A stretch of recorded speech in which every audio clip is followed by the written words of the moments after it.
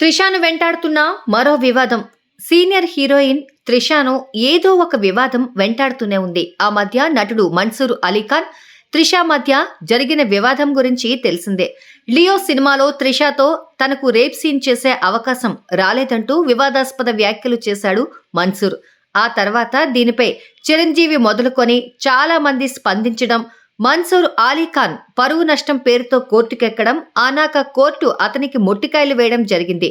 తాజాగా అన్నా డీఎంకే బహిష్కృత నేత ఏవీ రాజు త్రిషపై వివాదాస్పద వ్యాఖ్యలు చేశారు. గతంలో గౌవత్తూర్లో త్రిష ఓ ఫంక్షన్ కు హాజరైంది. స్థానిక ఎమ్మెల్యే త్రిషపై మనసు పడ్డాడు. ఒక రోజుకు 25 లక్షలు చెల్లించి త్రిషతో గడిపాడు. దానికి నేనే సాక్ష్యం అంటూ ప్రకటించాడు. సదరు వీడియో నెట్టింట వైరల్ గా మారింది. అటెన్షన్ కోసం ఏ స్థాయికైనా దిగజారిపోయే వారిని పదే పదే చూస్తుండడం అసహ్యంగా ఉందంటూ త్రిష సోషల్ మీడియా వేదికగా స్పందించింది.